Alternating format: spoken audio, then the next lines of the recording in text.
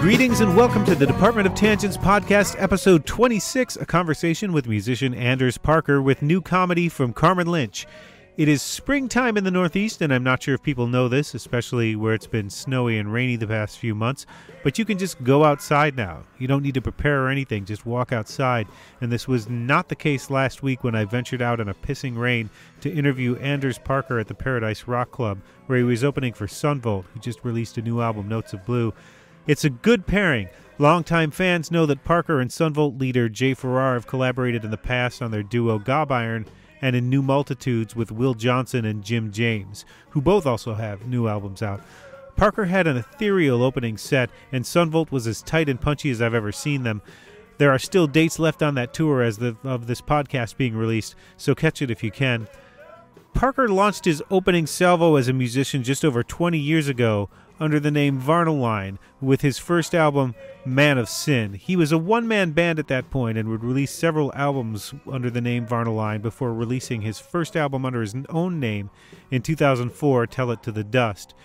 He's also worked with Farrar and the band Space Needle, worked in the duo Anders and Kendall, and produced and played on Chris Delmhorst's exquisite album Blood Test. His new album, The Man Who Fell from Earth, is out Friday, April 14th, and you'll get a little preview of that if you happen to be listening to this podcast the day it comes out.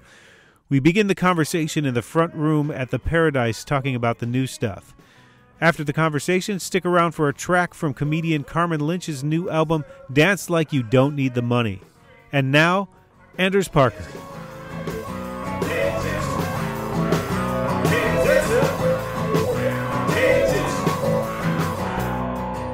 And congratulations on the album, by the way. It's a gorgeous album. Oh, thank you so much. Thanks.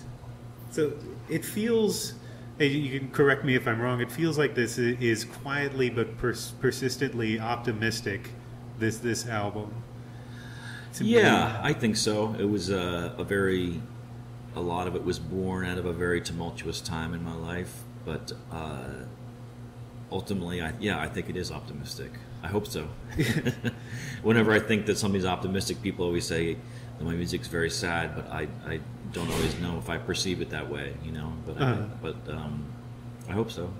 Well, that's part of a lot of music that I love, that people think is sort of sad, but it's because of what's happening, the actions that are happening in the song, but it's the narrator's resolve to get through it that's inspiring.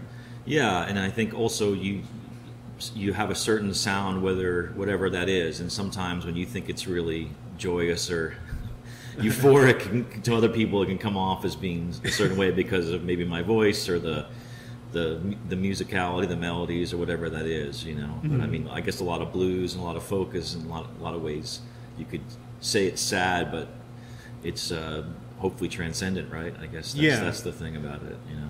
Yeah, that's what a lot of the music that I like, that people think is, as Jack Black would have said in was it High Fidelity, was it sad fuck music or sad sack music or whatever it was. I remember somebody was describing one of my songs to me, like a Varnaline song, and he's like, yeah, and then it goes to that chord that makes you want to shoot yourself in the head. Oh man, there's a chord that does that? That's what he said to me, and I thought it was hilarious, you know, but I think he meant it as a compliment, but it was kind of fun. The Army's black humor, you know, dark humor. The Army's working on that. That's that chord, like the Monty Python. Exactly.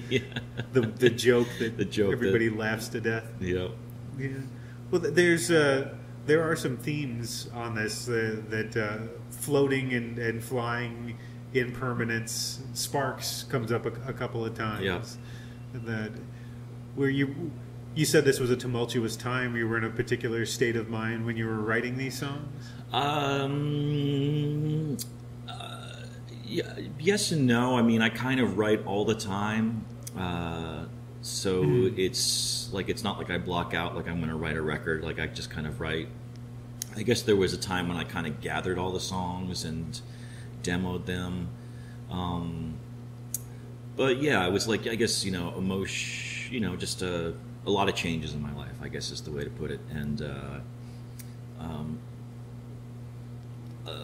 a lot of what I do is just subconscious. There's not like a lot of I'm not like mapping stuff out. So those themes, honestly, I didn't really realize they were there until kind of I was done in some weird way, you know. In fact, one of the first persons that I played it for kind of sent me along write up about the different themes and the different reoccurring things, and which I thought was interesting, you know. So. That you hadn't realized were there? I had and I hadn't, you know. It was kind of like, it was stark to see somebody else's feedback, you know, about something like that. So, yeah. Was it the idea you were sort of trying not to see it while you were writing it? You had something bigger or grander you were trying to get to than exactly what you were going through? I think that I tend to write from a instinctual place, you know, like I'm not like it's almost like when you start thinking about it or start trying to do something, that's the worst impulse, at least for me, creatively, to have. It's more like it has to have a flow or a kind of some sort of internal spark that it doesn't feel like I'm working on something necessarily, even though there's times when there's like editing or you know, like when you get to the end of kind of finalizing a song, whatever that is, that you're thinking about specific syllables or actual little words or whatever. But for me, the whole thing is more just like trying to, you know, bottle smoke or capture lightning or something, you know, whatever metaphor you want to make for it, you know. So so yeah, it's like just all operating like in the twilight in a weird way, you know. So yeah, so oftentimes I don't realize those things till after, you know. Like it's not like I know like Sparks comes up a couple times, Mountains comes up a couple times, but it's not till really after the fact I'm like, oh yeah, you know. And then people like me come along and ask you, and then I have to come up with a good answer.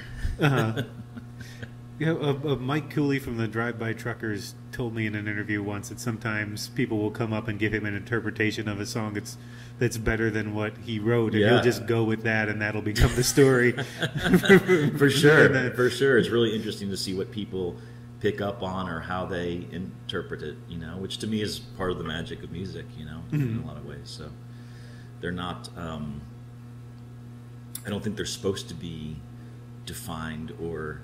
Like, to me, the more of a story that a song is, or more that it's literal, the less interesting it becomes over longer exposure to it. You know what I mean? Like, I listen to Blonde on Blonde, and I still don't know what the fuck is going on. You know, in some ways, you know, like, and that's the magic of it, and you know, still open to interpretation and discovery. I think if it's too clearly defined, it's more ephemeral to you. That I like it when it's more mysterious to me and maybe even the artist too, you know, when it's like when the meaning is harder to grasp, you know, because then it kind of it's constantly a source of, oh, I never thought of it that way, you know, and that still happens to songs that I, you know, like the Beatles still, I mean, lyrically, but even, you know, musically too, like it's you pick up on a different accent or a different harmony or a different phrase that you know, even though you've listened to the song hundreds of times or whatever, it's still unfolding, you know. Well, I have to admit I don't have the lyrics completely sort of parsed in having listened to it several times now. To ask about me neither. well, I listened to Our New Blood several times today, and the impression I got that it was about a new child, or I guess I don't know. I guess I don't have to say a new child; it's a child. Yeah. But that's what the theme seemed to be, but it's never really addressed. It's never, as far as I know, it's not in the lyrics that it says this is what this is about. Yeah. I mean, yeah, you got it. And it's about my daughter. You know, it's kind of that was one of those songs that just kind of appeared as it, you know, like it didn't take me much longer to write it than it did to play it. You know, and sometimes songs show up like that, and then you have to kind of, or at least there's a feeling of like you have to trust what that is, whatever that is, how it showed up, you know.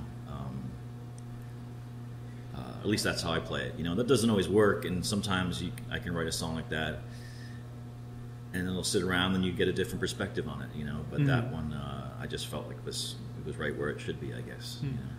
Do the songs sort of come to you all at once, or do you build them piece by piece? They come all different ways, you know. It really varies. Usually the music kind of it's not, I mean, you know, sometimes they all come together. Sometimes I always keep notes. I write down lyric scraps or full songs or whatever, and then you know, music, usually most of the parts will kind of come all in a jumble, you know, and then I kind of sort, you know, that's when it comes to be the work is kind of sorting out arrangements and things like that. But yeah, so it really varies, you know. It really varies. I mean, I used to carry around a pen and paper all the time, and now I have my iPhone, so I can keep, I can sing into it. You know, I keep all my demos and stuff on it, and then I write lyrics on it. You know, it's kind of a, because I can't remember shit. So it's a good tool to have, you know, to just kind of keep track of ideas and themes and whatever else. So you sing into it while you're driving. Something comes exactly. to you. Yeah. Or I come up with a rhythm or a lyrical idea. You know, I use the notes section there. Yeah, and that's kind of. Do you ever go back through it and go, "What the hell was that?" I don't know. Oh yeah, totally. I mean, like you know, sometimes I'll just get a scrap and then won't even think about it, and then I'll go back every once in a while. You know, when I'm starting to think about a record or starting to think about a song, and I have a real rough way of keeping notes, so occasionally I'll discover something that's inspiring, you know, or like, oh, I didn't remember that, you know. So, and that's cool because you know you never know what's there, you know. Right, and if you have that sort of impressionistic take on writing lyrics, anyways, there's a better chance possibly you can be inspired by something when you go back. Yeah, for sure. Or just, you know, just keeping like one line you hear out of the corner of your ear or something that occurs to you, and that's maybe doesn't relate to anything, but it's just kind of keeping track of all that stuff. And there's oftentimes some kind of subconscious thread amongst all the stuff, I find, you know, like even though if you don't feel like it's all like concretely tied together, somehow there's some sort of subconscious thread keeping things. Do you ever surprise yourself when you start to unravel some of this and think, oh my God, is that what I was thinking at that point?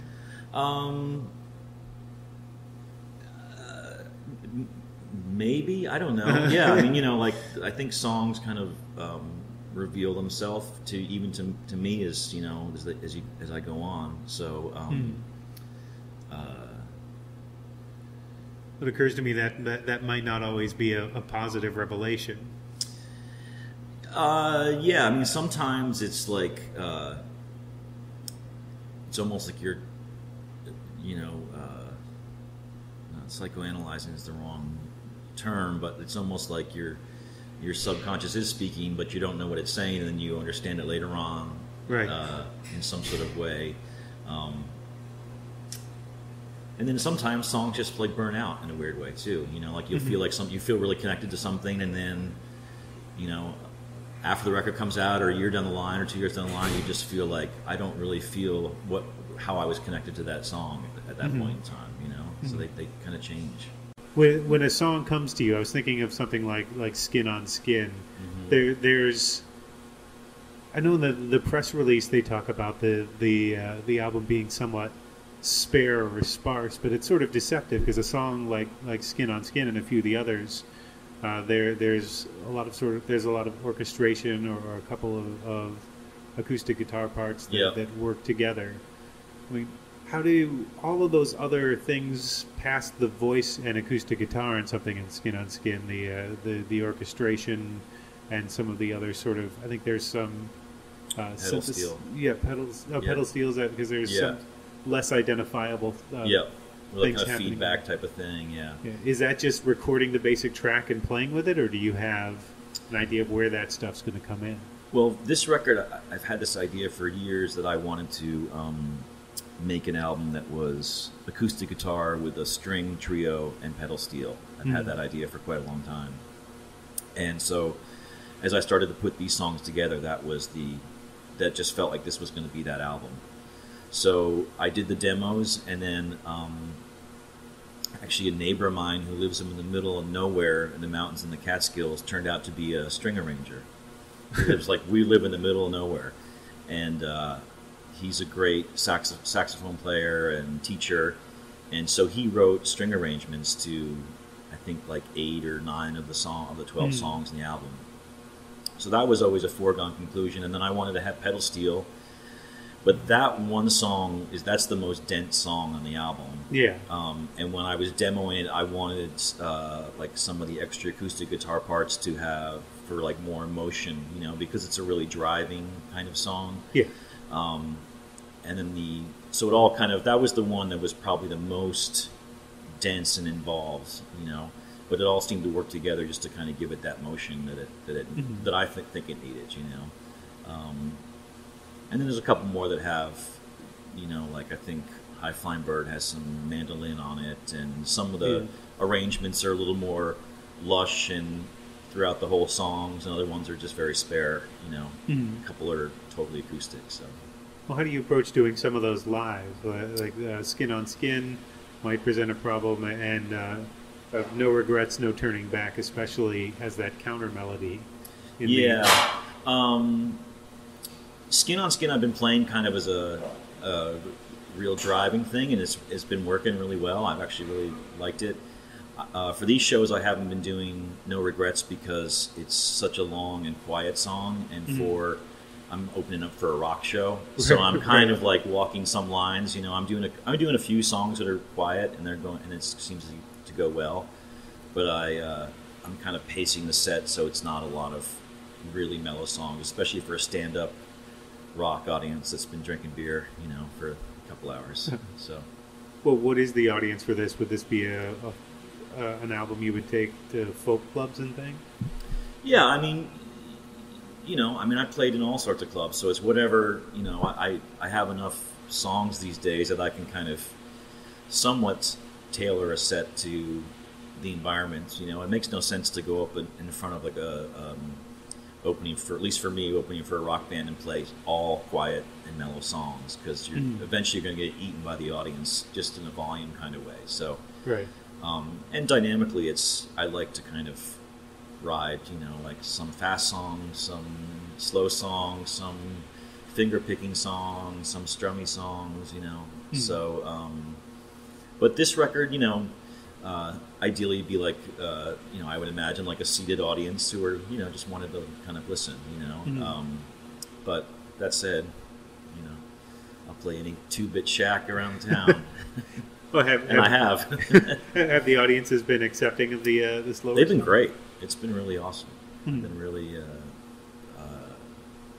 pleasantly surprised. Even every night it's been really well received, and people have been really sweet, and it's been nice. Yeah. Well, you're also opening for Sunvolt, and I would assume their fans know you. Yeah, some of them do, and some of them definitely don't. It's a good mix. So there's a lot of people that come up and seen me from the earliest days all the way up to now. And then other people come up and are like, "I've never heard of you ever before." So, and some people have a vague idea of what it is. So it's good. And you're doing house concerts in between shows, correct? I have, the past few years, that's become a thing, for a lot of people to do, especially smaller artists, where it's like, something like this new record is kind of ideally suited for that, because it's more of an intimate listening environment. So, last few years I've done a bunch of them, and I'll probably do some more in the fall is the idea. But I'm going to do a couple runs with Sunvolt, and probably do some one-offs over the course of the summer, and then I'll do a few weeks of smaller shows in the fall. Is that an economic necessity, sort of, for? Well, it's definitely better than the people that I know that we've done it together or done it separately. It's like you can play to have as many people make twice as much money doing that as opposed to a club, and it's and they want to be there. They want to be there, and it's often very. A lot of people have never been exposed to sitting in a room with somebody just playing and singing without amplification, and so it can be a really emotional thing for people who haven't grown up with that, or don't musicians, or never sat around a room, watching, listening to somebody play. So that, which is really neat, because people get really moved by that if they like the music, by that kind of proximity, It's a strange sort of, I don't even know if it's a secondary kind of market these days. So many artists are doing house concerts, but it's definitely a different setup. For sure. It's cool. I mean, it's. I like it. It's kind of something without. I mean, it's you're naked really. There's no amplification. There's no stage. There's no separation. So, but it's cool to be. It's cool as an observer, and it's cool to play, to kind of reach people that way. But there's been sort of a cyclical nature to the different styles that you've employed over the years. You seem to go back and forth between sort of more dreamy acoustic stuff and more rock-oriented electric guitar stuff with some detours into electronica and instrumental guitar. Yeah. Is that because you get bored with one thing, or is it just the songs that are coming to you at that point? Probably both. I mean, to me, it might be commercially more adept to choose a lane and stay in it, but I don't find it. I guess when I do something, then my reaction is to do something that's very different from the thing before it. I guess it's not very well thought out necessarily, but it's like just what interests me at the time. It doesn't seem like it's predictable finding an audience necessarily. Even if you stayed in that same lane, there's no guarantee that would get you. For sure. And so to me, it's like I always feel like I have to do the thing that I'm most interested in at the time to make it compelling to me, and then hopefully people in turn find it compelling as well. So. But yeah, I kind of bang around from thing to thing just because I like the extremes of it. And But when you get home from touring this record, will you pick up an electric guitar just because you're tired of playing acoustic, or pick up a synthesizer? I've been writing a lot of electric songs recently, and actually, that's my idea, is to do some recording this summer that's like real raw kind of rock-based thing. But we'll see. I also wrote a whole bunch of other kind of acoustic songs that are kind of in the vein beyond the thing that I just did. So it kind of depends on where I'm feeling after I land after this tour. So. Right. Is it the thing? I know sometimes artists, by the time an album comes out, they're kind of done with those songs, and then they need to tour with them, and there are all these other things presenting themselves, and you're more interested in that, and you can get that. This one was good because I didn't play everything myself on this record. Like, I basically played the songs and sang, and then other people played the strings, and Mark played the pedal steel, and somebody else mixed it. So I took my hands off the wheels other than writing and doing my parts. So I'm not really burned out in the songs, which is good. But I definitely know that feeling where you work so much on a record and you're so fucking sick of it by the end of it all. Right. And then you're playing brand new songs after even though there's a new record out, But I haven't been doing that. I've been enjoying playing these. But you have written and produced albums basically by yourself in the past, correct? Yeah. Because some of the credits are I don't notice other people on them. I'm not sure that's because. Yep, a bunch of them, like the first Varnaline record, like Man of Sin and Shot in a Beer and Songs in Northern Key is basically all me playing everything and producing everything and recording everything. And then Tell It to the Dust, I did a lot of the overdubs myself, and Skyscraper Crow, I did all that stuff myself. But I reached a certain point, I who knows, but it became less interesting to me to do everything myself. Was that a budget thing or a control thing, or what was a little bit of everything? You know, first record is like I didn't have a budget and just was making recordings, and same with the Shot in a Beer in a way. I had a budget, but I just was kind of messing around, and all of a sudden it became a small record. And then Songs in Northern Key I wanted to do that, So they all kind of change, from time to time, But yeah, I've become less interested in doing everything myself. It's more fun to play with people or see what other people bring to it, But who knows? Probably go back and do something like that again. Mm-hmm. Again, when you get bored with playing with other people. Yeah, who knows? Or whatever it is, where I'm at or where my head's at, Well, you've had great luck collaborating too. I mean, with the Gob Iron and New Multitudes and the Chris Delmhorst record was great. What do you look for in collaborators? They're all people I like. Uh-huh.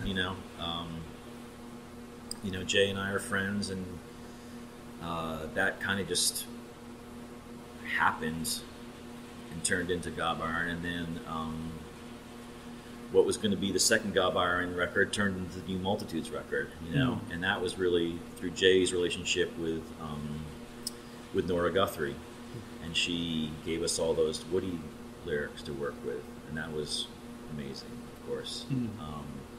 And Chris, I had met years ago, and then she liked some of the records I had done by myself and asked me if I would help her produce that record. So that came from that. And then the Anderson Kendall record. Kendall's an old friend of mine, and we'd always talked about doing something, and then we just kind of at a certain point you have to get down and just do the work. It's like it's easy to talk about this stuff, but it's like, okay, when are we going to meet and sit down and write a song? And all those things have been fun and interesting, Do you think New Multitudes will ever work together again? I doubt it. I don't think so. I mean, everybody's schedule is so bonkers, right. And I think Nora kind of cultivates different people doing different songs. So I don't know if it makes sense to go back and do anything. I mean, that took us years to complete.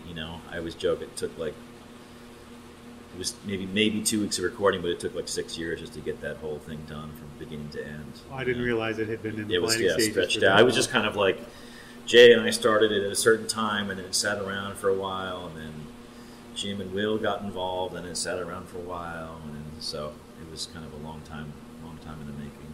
That was a fantastic live show. That was fun, yeah. I saw it here actually at the Paradise. Cool. On that, and I was hoping it would come around again. Yeah, that was a fun tour.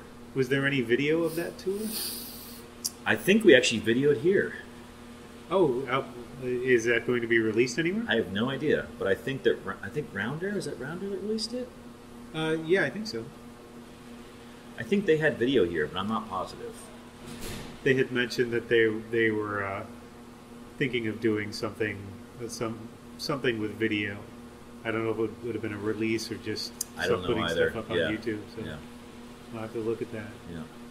And was the Chris Delmhorst record a different sort of dynamic, working with sort of directly with one other songwriter than sort of working with in a band environment? It was different. Well, I mean, I didn't really have. I mean, I guess I had some arrangement ideas, but mostly I helped Chris just sift through songs, or just not sift even.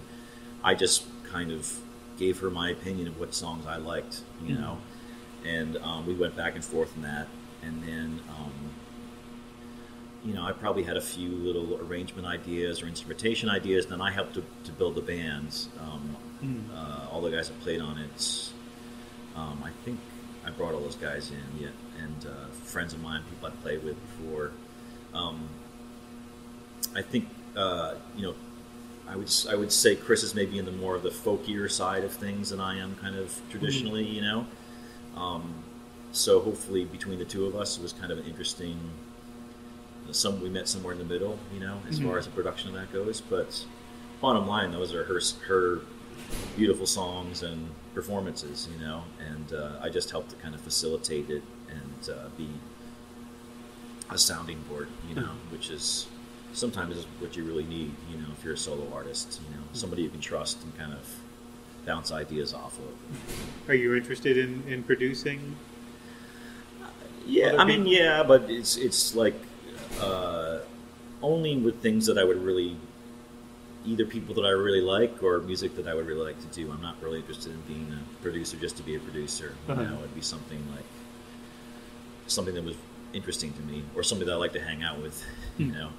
Can you be a little more ruthless with other people's songs than your own? A little less precious, perhaps, about certain things? I don't know if my style is necessarily ruthless, but I would definitely I try to be pretty harsh with my own stuff, and I would everybody who writes songs writes bad songs, or songs that are not it's just the truth of the matter, So having somebody that you trust to be able to bounce those things off of, I think, is a real valuable thing. But do it in a way that's not offensive or hurtful. Mm-hmm. So where are you living these days? I'm upstate New York in the Catskills, in Ulster Heights, New York. That's okay. Outside of Ellenville. I had read something online that said you were in Arctic Canada. No, I lived in Alaska for a while, but not up there. That was from your Wikipedia. Somebody said that you were in the oh, really? the closest village, the closest inhabited place to the North Pole. Well, there you go. For a while, I don't know if that was. There's Wikipedia for it. Yeah. Well, the reason I asked, because the Catskills might fill the same sort of thing. Is there's a serenity to the music as well that seems like it might have been at least partly influenced by the. For sure. Can you use pastoral setting for a winter setting? Pastoral is usually green. Well, to me, it's pastoral. Yeah, we have an old farm up there in the middle of nowhere, and it's very quiet, and it's I love it. It's in the middle. It really is in the middle of nowhere, Mm-hmm. And these songs, if they weren't all necessarily written there, they were all basically finished there and demoed there, and so I feel like they're definitely tied to that place in a way, Mm-hmm. and influenced in that respect.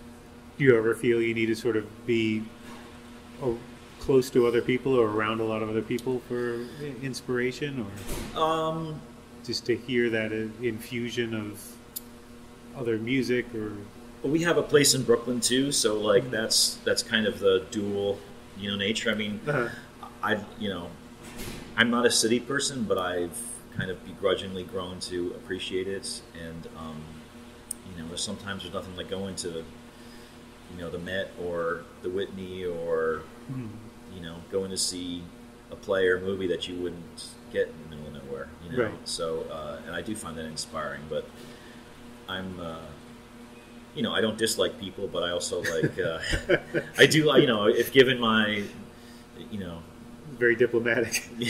I don't dislike. I like I would choose to be in the mountains 9 times out of 10 for the most part, But I like traveling and being in different environments and meeting different people, and sometimes the energy of the city is really awesome, But you've got your own sort of big pink to go back to and create. Yeah, just a place that's and healthy for me, So yeah. Would you say you're an optimistic person generally? I'm working on it. I'm working on it. That answer very much jives with the music. I think.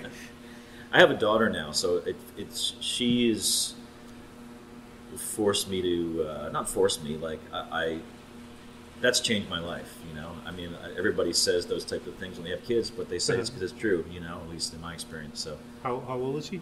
She's 2.5. Mm-hmm. So that has really influenced me, just as far as being a human being and the way I see life and what's important and so yeah, and my partner too. She's influenced me a lot as far as just being optimistic and more engaged with life. You know, it's easy. It's easy when you're concerned with making art that to get really insular or inside yourself. You know, but it's good to. Maybe it's good to open yourself to the world, more too. So, is she artistic as well, or does she? My partner, she actually manages bands. Okay. So she works on the business side, but she's artistic in that in her the way she works with bands, I think. But she would say that she has no artistic bone in her body at all. But she's a passionate advocate for artists, and she was actually really instrumental with this record. Just she was kind of my sounding board this time around. You know, listening to the songs and offering opinions, and we're very honest with each other about our opinions about music and albums and songs and all things. You know, so how does that work? Is she always receptive to you playing something, or is it just not this again? All right, no, she's great. She's never lighter this time. Great. She's always. She'd never ever complained about me playing or anything like that. And in fact, there was probably close to 20 songs for this record, and I gave them all to her one day when she was driving somewhere, and just like, and she came back and wrote down notes about every song, and like I said, I had a very kind of hands-off approach to the album in a weird way. You know, like I guess I feel like I've written so many songs that I'm not really precious about. Anything. So if she didn't really like a song and I was kind of on the fence about it, I'm fine, I'll ditch it, you know, I'll throw it out or save it for another day or whatever. So, but when you say hands off, was it you just did the vocals and the guitar and then passed it off to yeah, I mean, the guy who mixed it, Gareth Jones, lives in London, and I just sent him the tracks, and you know, usually when you mix a record, you're there and listen to everything, and he just like a week went past, and I was like, what the hell's going on? And then he just started sending me entire sides of the record, all mixed. And it was great because, you know, he intuitively figured out how it should work, you know. He's a professional, you know, he's done a lot of really cool records. But was it as you envisioned it when it came It was and it wasn't, you know. It was like I gave him no notes at all. I just sent him the tracks. I didn't say peep about anything. Right. Hopefully you let him know they were coming. I let him know they're coming, but like, you know, like you can be the hell's this? You can be really, you know, overly precious about things, you know. And you know, it could have worked out the opposite. He could have sent me stuff and was like, oh shit, that didn't work out at all. But you know, he's a professional, and I think he made it sound beautiful, you know, and I think that's a healthier way to do it, at least for me, for this record it was, you know, as opposed to being sweating every little detail and every little thing, you know. It's like you tend to you can put out the spark by doing that stuff, you know? Yes, it seems to have been a worry based on some of the lyrics. Yeah, and there's you know, these days everything can be smooth to the point of you don't even really realize it, I don't think, but records today sound, even like, you know, indie rock records or low budget records can sound so smooth and clean and perfect that it's boring, you know, ultimately, because there's no, everything can be corrected and edited, and you know, you can do a gazillion takes and then you can cut all that together and stuff, and I don't think even people really realize it. You know, you kind of remove all the cool rough edges and the mistakes and the things that kind of give a lot of great music its life, you know. The humanity. Yeah. I still love hearing the mistakes and the weird stuff on all of my favorite records. Classic rock records when everything was on tape and you had to like get it. If somebody. Any particular favorites? Anything that comes to mind? A mistake that was. Well, like you listen to the Who and you can hear like stick clicks. Like he missed a drum or banged a stick together. And there's a Bobby Charles. The Bobby Charles record, the self-titled one. Mm. There's Rick Denko plays bass, and there's I forget what song it is, but like 2 times he goes to the wrong part. Kind of there's a switch into a chorus, but he kind of covers it up in a really awesome way. I don't know, like things like that. You listen to the Beatles, and you can hear the some of the harmonies are flat, or not perfectly timed up, but. The other hand, people can be kind of hard on themselves too. For sure. Yeah. I interviewed Mike Nesmith a few weeks ago when he's got a new book coming out. Okay. He talks listening to Sgt. Pepper with John Lennon and him saying,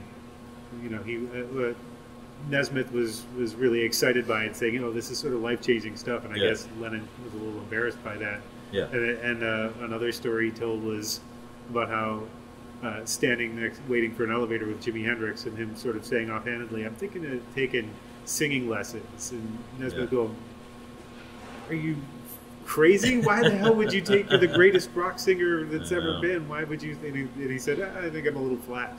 Yeah. Well, there's a famous story about Hendrix. What the hell who was his producer? Eric Kramer. Eddie Kramer. Yeah, that's right. About how when Hendrix would do the vocals, he would have to put a screen up because Hendrix didn't want him to look at him when he was singing, because he didn't feel like he had a good voice, And I've heard that story about Lennon with Sgt. Pepper's. He was kind of embarrassed. He thought it was too over the top, like too much. But I think everybody feels like that, Everybody can see the warts in all their own creations, Now, is the visual art for you as important as the music? Yeah. I mean, I always wanted to look cool. I love album art. That's how I got here. Is just being a fan from an early age. Looking at like the cover, my parents' copy of Revolver. That type of stuff. So yeah, it's important to me for sure. I definitely don't I don't not think about it, I'm always, I want it to look cool, for sure. But you create some of your own visual art, correct? Do I have that? Yeah, I've always taken photographs forever, and then I've been painting the past few years a lot. Yeah, that's on the site. Yeah. So, and that's been really, I was cleaning out my parents' house a few years ago, and I discovered all my notebooks from like high school, and I was looking through them, and I realized how much I used to draw, and which I'd kind of forgotten about because music was all consuming at that point. So a few years ago, I just kind of just started drawing and then started painting, and so I've kind of been painting quite a lot. It kind of goes back and forth depending on how much music is going on at the time, But after I finished this record, I painted a whole lot for 6 months after that, and now I bounce back and forth between the two of them. Is the inspiration the same for writing a song or for painting? I've always contended that the creative spark is universal. It's just how it manifests itself, like whatever that zone is you get in. So I wouldn't say that's the same inspiration as far as like it's different, but it's similar. It's like when I'm painting and really feeling it, it feels similar to that zone I get into when I'm writing a song. And that it's you kind of lose time. Does it satisfy the same sort of need to create these different things? Yeah, I guess so. I mean, I like to make things, so whether it's songs or paintings or photographs, I make furniture and build stuff too, so it's kind of like they're all kind of interconnected, I suppose, some sort of compulsion to produce stuff. you know, or produce things, or make pieces of art, whatever they are, you know. Is the music ever inspired by non-musical art? In what respect? Like, does a painting ever inspire a song or a movie? Or oh yeah, for sure, for sure. Books, movies, maybe less so paintings, but I would have to think about that. But yeah, I mean, news stories, people, you know, experiences, all those things. Yeah, for sure. Yeah, no doubt. Do you have an example of any of a particular song that might not be terribly obvious what inspired it?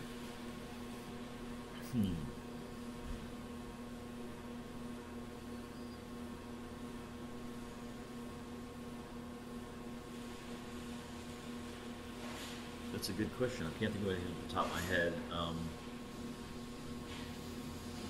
It's kind of one of those questions. Well, the only one that I can think of off the top of my head is there's a song off of the Varnaline record Sweet Life called "This Is the River," and that was, as I recall, inspired by that movie Days of Heaven.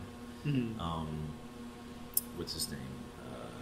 The guy that wrote did Thin Red Line and Terrence Malick. Yeah. And there's a line in that movie that's sparked that. And this is very vague, and I could be totally wrong, but as I recall, like that was directly inspired by that movie. But yeah, I'd have to look at all the song titles to figure it out. I'm on somewhat of a quest to find out whether Tom Petty's American Girl was inspired by Francis Ford Coppola's Dementia 13. Which one? Dementia 13 is really early horror film. Oh, I don't know that one. I was watching it just late one night after midnight, and there are two characters talking, and one of them says, "Well, you know, you can tell she's an American girl. She was raised on promises." Oh, really? And I immediately went, like, how did I never? I'm a big horror fan and a big Tom Petty fan. Yeah, how did I never? How did I get to 44 without this reference coming up? Yeah, for sure. No one online kind of knows. Huh. But yeah, movies especially well, probably my 30s, like mid 20s through my 30s, I watched a lot more films, and I would definitely steal lines or just write down lines. So maybe less specifically about particular movies, but definitely like things that just are cool lines like that, I would definitely write down. Would make their way in. So, are you a comedy fan at all? I am. I'm not a.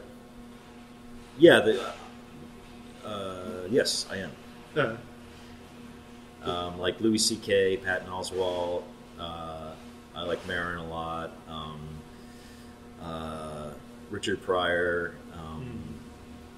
The Steve Martin records, of course. You know, when I was a kid, Steve Martin and the early Robin Williams records were hilarious to me. Live at the Mac and Wild and Crazy Guy. Yeah.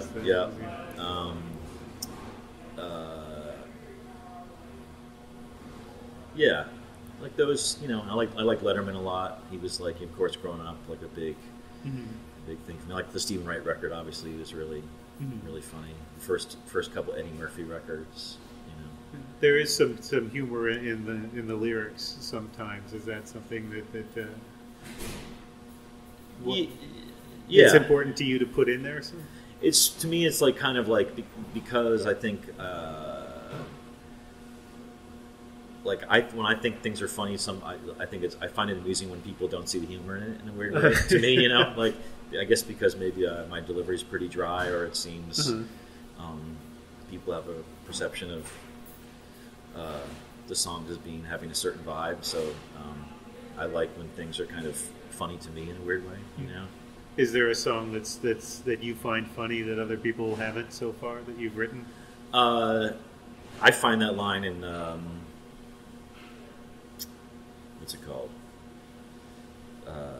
I got my spoonful. There's a line. I didn't want to mention it first. I wanted to. No. That's the one where I just think it's hilarious, and I've only played it a few times live so far, but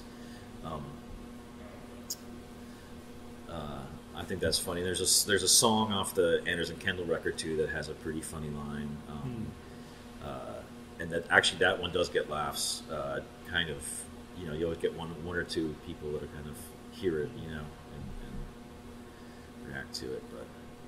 But what's the line you find funniest in? There's naked women everywhere. They're wearing clothes and underwear. I got that vision. Yes, I'm right in touch. Yeah. That seems like a. If I were to see those lyrics written down and not know what the song was, I would guess that would be like a gritty Stones kind of rocker. Oh, okay, that's cool. From so that's what I got. Like from Exile Main Street or something like that. Yeah, like something like that. That's what I sort of feel, or even something maybe a little more punkish. But. Yeah, that's funny. I'll take that. Yes. What's next for you? What comes after this tour finishes up in May? Yeah, I'll be home early mid May.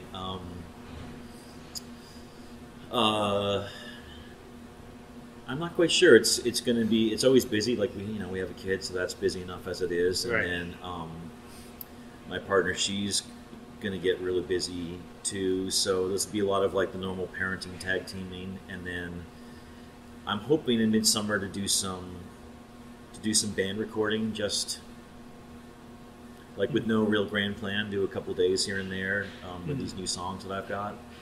And then I'll probably do some one-offs during the summer, and like I said, do some more touring in the fall. Is there pressure to keep putting out an album just to sort of have new stuff and create a buzz for touring? I mean, the pressure's all mine, really. I don't really have a machine. In fact, this new record I put out my own label, and I'm kind of interested in.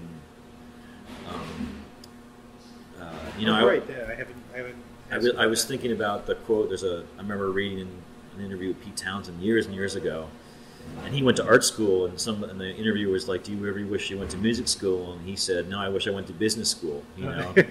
And not that I'm really interested in becoming a businessman, but the way that the music business has changed, especially for smaller artists like myself, it's like you almost have to view it like once you get past the art part of it, it's like running a small business,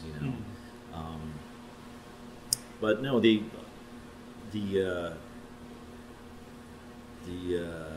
impetus is always just like I want to make. I like making records, And sometimes there's always a point where I'm like, what the fuck am I doing? Why am I doing this? But I don't know. I always feel like there's new stuff to explore, new things to say, and I feel like. I don't know. I feel like I'm getting better. Like I don't know what else to say. It's just like I feel like this record feels like I'm proud of it. And, it's just another piece in the puzzle, I guess. And is the label just for your own stuff, or are you? At this point, but I would entertain. Occasionally people ask me if I'm putting out other stuff, so I'm trying to get through this one because this is really the first one I've ever done totally under my own steam. So I'm gonna wait and see how the dust settles. I think I'm going to reissue some of the other records on vinyl, some of the ones that never saw vinyl releases. Do that, and then see how things land with this one, and then go from there. Oh yeah, Man of Sin turned 20 last year. Yep. Was that an important milestone for you? Is it something or just something you did 20 years ago? It was important in that that record, that got me my start, and I listened to it last year, when I realized, and a friend of mine told me, hey, it's 20 years. I was like, oh yeah. So I listened to it, and I was I'm still proud of it. I still feel like, oh, that was cool, and so I marked it in my own way, but I don't listen to my own records usually unless I'm trying to learn a song, and I'm not much for looking back, but I'm proud of it, and I felt like it was good place to start. Is that one of the ones that you might reissue? Is that on vinyl now? It's not. It was. It originally came out in vinyl, but that's probably one of the ones I would do if I do that. Yeah. Okay, well, thanks again for taking the time to speak with me, and have a good show tonight. Thanks, man. An arrow to the head isn't always a trick. Thanks again to Anders Parker and his PR team for putting the interview together. The new album is The Man Who Fell from Earth, out April 14th. You can find out more about that, the tour with Sunvolt, and keep up on those plans for the new album at andersparker.com. And here's a track from that album, High Flying Bird.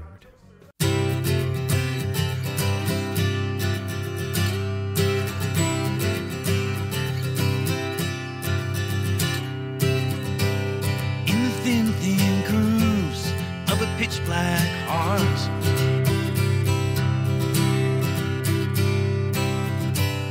I lost my mind as I reached the stars.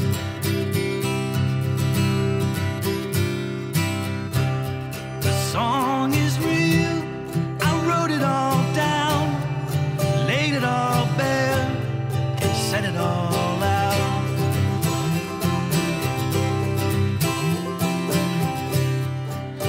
All the gears and count all the cuts, covered with scars, but never with moss.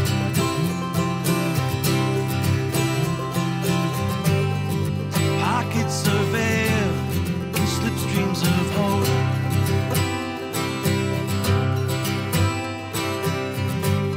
Our wishes and dares are plenty of road.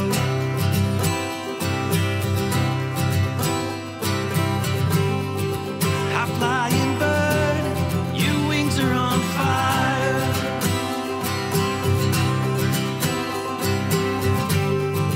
High flying bird, your wings are on fire.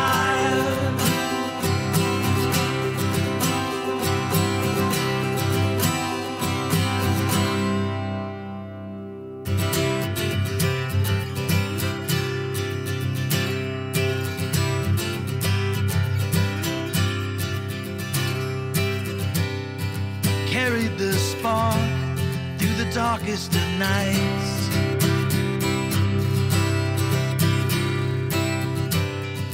Run like the bull to the heart of the fight.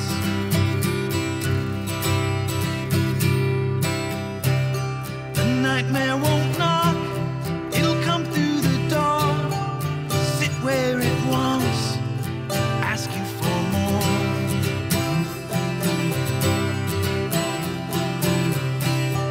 Handcuffs I go, I'd rather patch holes, gather the scraps, and never get old.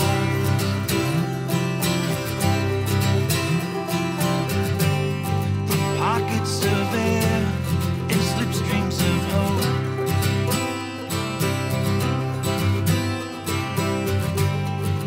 Wishes and dares are plenty of road.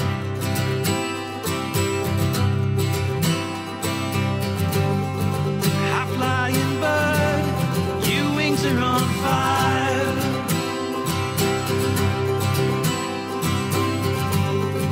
High flying bird, your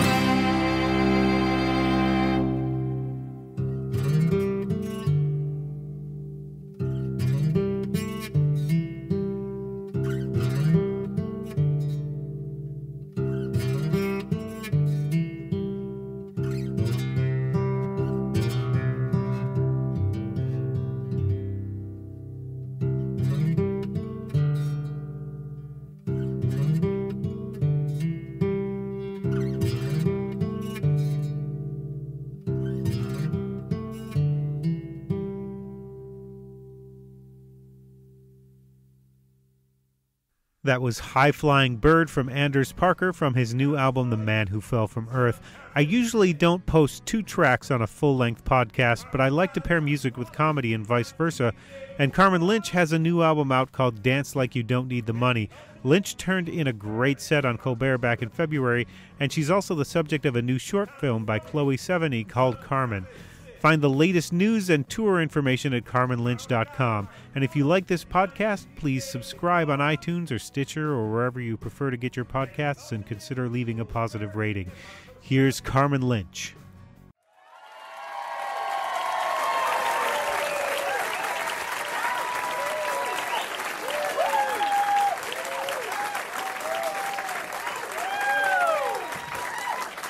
Thank you, guys. You're probably like, wow, you really got your hair done for your recording. It's just audio, so. I stopped online dating recently. I'm done. Thanks. Now I just date the old-fashioned way. I just walk outside and hope. That's how people used to date, 10 or 15 years ago. You would just put makeup on and walk outside and be like, ta-da! I hope it's today.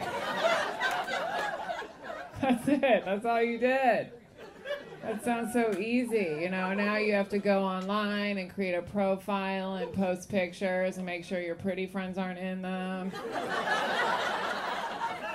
And you have to swipe. I don't do that. I don't swipe. If I don't like something, I just look away. That's my swipe. I just go, oh. I hope I wasn't looking at anyone. I'm trying to look at the table. I don't want someone to be like, thanks a lot, bitch. I'm at that age now where I'm dating both fathers and sons. It's great, right? Yeah, when you first start dating, you meet someone's son, and then you get older, and you meet a dad, and hopefully he's divorced like he says he is.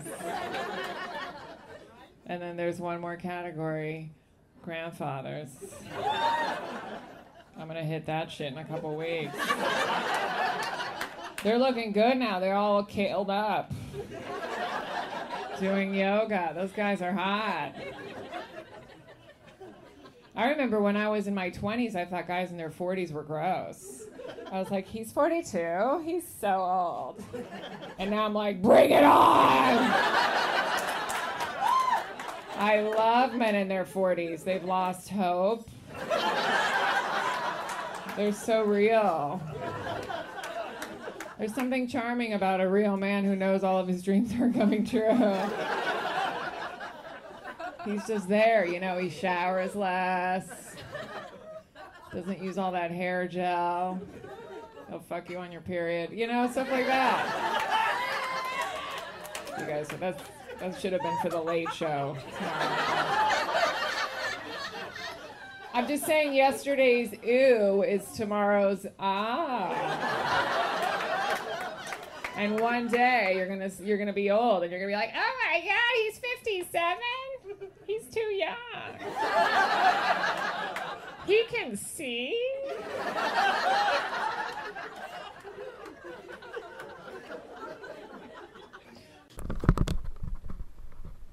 Dear Young,